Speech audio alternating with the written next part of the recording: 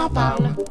Au lendemain des élections fédérales, après 79 jours d'une campagne marquée par l'affaire du niqab qui a engendré des attitudes allant du vote avec sacs de patates et boîtes de carton sur la tête, à l'agression d'une femme voilée à Ville d'Anjou le 29 septembre dernier, jusqu'à l'adoption d'une motion à l'Assemblée nationale le 1er octobre, le Canada, comme la France ou les États-Unis, n'est pas à l'abri de la peur de l'islam, sujet dont traite justement le politologue français Olivier Roy, l'un des penseurs les plus intéressants de ce début de 21e siècle. C'est un grand spécialiste de l'islam. Nous en avons soumis la lecture à notre collaborateur Pierre-Luc Brisson, auteur et candidat à la maîtrise en histoire ancienne à l'UQAM. Bonjour Pierre-Luc Brisson. Bonjour Marie-Louise. Alors, il faut parler d'Olivier Roy d'abord. Pierre-Luc, qui a un parcours absolument exceptionnel. Il est né en 1949. C'est un agrégé de philosophie. C'est un docteur en sciences politiques. Il a été chercheur au CNRS, puis il a travaillé à l'Institut politique de Paris. Et puis, dans les années 80, il a participé à la guerre contre les Russes qu'ont mené les Afghans. Il a pris les armes.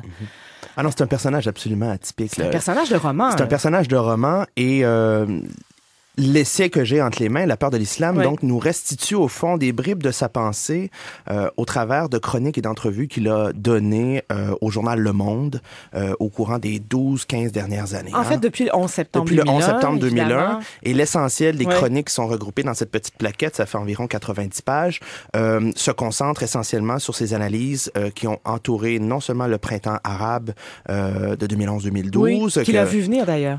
Qu'il a vu venir d'ailleurs, qui a parcouru l'Égypte et tout le Maghreb, le nord de l'Afrique.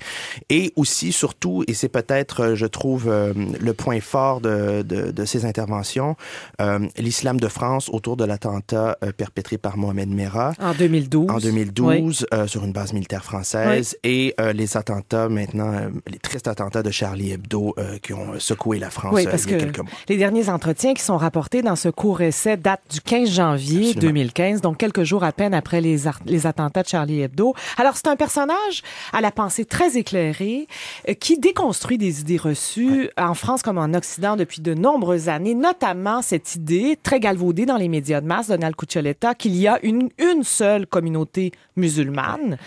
Lui, évidemment, précise que c'est loin d'être le cas. Oui, et pour moi, c'est l'intérêt principal de certaines de ces rubriques. C'est-à-dire, il souligne aussi le paradoxe des médias français qui demandent non seulement aux musulmans de France de s'intégrer à la communauté nationale, mais qui aussi, d'un autre côté, demandent à la communauté musulmane de réagir en tant que communauté pour dénoncer les attentats, par exemple, de Charlie Hebdo. Donc, lorsqu'il y a attentats perpétrés, on leur demande de réagir en tant que communauté, d'avoir un réflexe communautariste, et on leur demande, par contre, le reste du temps, de s'intégrer à la communauté nationale française. Alors, il souligne ce paradoxe-là de façon assez intelligente. Et la pertinence du propos aussi, il s'attaque à démontrer justement que la pensée communautariste au sein de ce qu'on pourrait appeler la population musulmane française n'existe peu ou pas. Et que le réflexe communautariste est pas plus important dans la communauté musulmane qu'il ne l'est, par exemple, chez les Juifs de France. Et il en veut plusieurs, il en démontre plusieurs exemples. Par exemple, il cite le fait que il y a plusieurs jeunes djihadistes français qui s'en vont s'enrôler dans les rangs de l'État islamique en France. C'est un phénomène qui est observé dans plusieurs autres sociétés occidentales. Absolument, au Canada comme aux États-Unis, comme en Angleterre notamment. Mais il souligne aussi du même souffle que pendant qu'on parle de ces quelques djihadistes français, on ne parle pas du 10 à 15% de militaires français qui sont de confession musulmane et qui, eux, ont intégré les institutions de la République française, qui sont partis se battre au Mali, en Afrique, lorsque François Hollande a décidé de déployer les troupes françaises il y a à peine 2 ans, qui sont allés se battre en Afghanistan aussi, qui sont morts sur le sol afghan. Oui, ce fameux policier dont il parle d'ailleurs, qui a, lors des attentats de Charlie Hebdo, tenté de défendre les victimes. Il était de confession musulmane.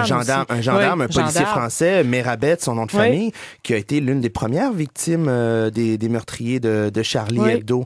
Parlons aussi des 2 militaires français qui sont morts dans l'attentat perpétré par Mohamed Merah. C'était des musulmans. Et là, cette jolie formule, il dit au fond, Mohamed Merah a tué son propre double, parce qu'il a tué un de ses frères musulmans.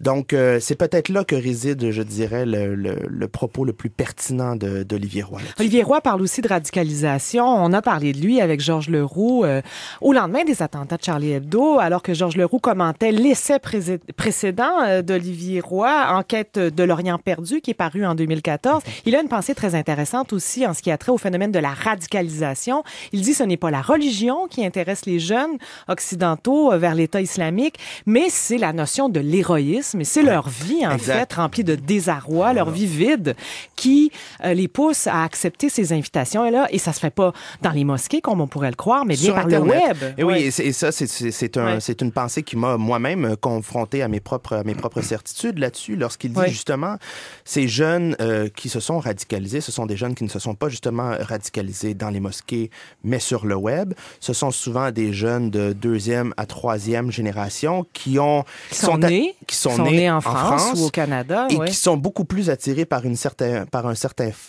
forme de nihilisme meurtrier, au même exemple que les jeunes qui ont perpétré les attentats récents aux États-Unis dans certaines universités. Donc, c'est une espèce de nihilisme meurtrier. Ces jeunes-là aussi sont attirés par le récit héroïque, justement, le cadre héroïque que leur fournit l'État islamique ou Al-Qaïda, par contre. Et fait intéressant que souligne Olivier Roy, ces jeunes-là, pour la plupart, sont bien souvent dénoncés par leurs propres parents qui, affolés de voir la radicalisation de ces jeunes, vont les dénoncer. Et tout récemment, en France, il y a eu une campagne de publicité qui a été lancée par le ministère de l'Intérieur français qui met de l'avant les témoignages de certaines de ces familles-là qui disent, écoutez, on nous a volé notre enfant, qui sont complètement désemparés. Donc, c'est un phénomène qui semble non seulement générationnel, mais qui ne s'inscrit pas justement dans un phénomène de radicalisation religieuse, mais dans une certaine forme de nihilisme meurtrier. Et ça, il le souligne très bien. Olivier Roy, qui a écrit il y a plusieurs années déjà un essai intitulé « La fin de l'islam politique », a commenté, par exemple, les événements du printemps arabe comme étant de tout autre acabit. Qu'est-ce qu'il veut dire? Parce que d'une part, il constate l'échec de ce que peut représenter l'islam politique, et d'autre part, il voit que l'islam, dans sa radicalisation, a encore beaucoup de souffle. En fait, ce qu'il souligne dans deux entretiens là, qui sont regroupés dans ce recueil, c'est que les jeunes qui ont été le moteur du printemps arabe se sont complètement détachés d'une certaine revendication religieuse durant ces manifestations-là. On a dit aux raïs égyptiens, dégage, hein, il n'y avait pas de pancarte avec des slogans religieux, c'était vraiment une implication politique, contrairement par contre à certains mouvements dans les années 70 ou 80, notamment en Iran, qui étaient ancrés au sein d'un mouvement religieux. Le mouvement du printemps arabe s'est vraiment dissocié de toute forme d'activisme religieux. Ce qui n'empêchait pas, par contre, que certains de ces jeunes-là avaient sans doute des convictions religieuses, mais ça n'a pas été le moteur principal de leur action politique. Et c'est ce qu'il souligne aussi, c'est que on a souvent tendance à parler du monde musulman comme étant un et réagissant selon une dynamique unifiée, etc. Il en veut pour exemple les fameuses caricatures de Mahomet qui ont été publiées par certains journaux scandinaves et aussi en 2007, en France. Il dit, regardez les images superposées que nous ont montré les médias dans les différents pays. C'était celle de quelques dizaines de manifestants dans les rues à Paris, de quelques centaines ici ou là. Et donc, superposées, on a une image globale qui semble être celle d'un islam fantasmé qui réagit d'un même souffle dans un même élan, alors que la plupart des musulmans de France, comme ailleurs en Europe, sont restés chez eux dans le cadre de ces manifestations-là. Pensée intéressante, pensée que l'on peut facilement aborder dans ce très court essai d'à peine 90 pages. Oui, parce que puisque regroupé sous forme d'articles et d'entretiens, par contre, petit bémol pour ma part quant à l'édition de ce recueil, c'est que j'aurais aimé un appareil critique. J'aurais aimé que lorsque Olivier Roy nous cite les statistiques de 15 à 20% de militaires français de confession musulmane, lorsqu'il nous cite certains ouvrages, que l'éditeur, puisque c'est fait dans le cadre d'entrevues, nous donne les références pour aller plus loin, puisque étant un béotien de la question, voilà, j'aurais aimé aller plus loin. Quelque chose, Pierre-Luc Brisson, c'est presque rassurant. Ça m'arrive, arrêtez. Mais c'est quand même un ouvrage qui a la pertinence de démonter certaines idées reçues, surtout que présentement, on l'a vécu au Québec avec la dernière campagne électorale, et c'est un débat qui agite la société intellectuelle française. Il y a encore tout récemment Alain Finkielkraut qui a publié un essai là-dessus, Michel Onfray. La seule exactitude. La seule exactitude. Donc, c'est vraiment un débat qui présentement déchire l'élite intellectuelle française. Et la déconstruction d'une pensée dominante, c'est toujours un geste très, très important dans une société. Donald Cuccioletta. Il faut dire aussi qu'en France, comme partout ailleurs, dans les pays industriellement avancés, dont nous faisons partie, c'est instrumentalisé par la droite et l'extrême droite. On le voit particulièrement, je ne peux pas nommer des noms, mais on sait tous ce que c'est, et qui fait que finalement, on arrive à des situations comme on a vu en Hongrie, où le premier ministre Orban ferme la frontière aux Syriens, parce que c'est pas parce que c'est des Syriens, parce que c'est tous des musulmans, puis il y en a sûrement une bonne partie là-dedans qui sont des terroristes. Hein. Et toute cette question-là de dire musulman égale terrorisme, c'est comme dire que tous les chrétiens on est tous ensemble, tous les pas vrai, ça. Et réfugiés qui, doit-on le dire, pour la plupart, viennent de milieux éduqués, scolarisés, qui ont les moyens de partir dans cette équipée-là absolument atroce. Donc, oui, il y a beaucoup de mythes qui sont démontés et c'est l'introduction à une pensée qui est franchement pertinente. Mais c'est aussi toute la question de la façon que nos cultures dans les pays industriellement avancés se développent. On a toujours une question de peur de l'autre.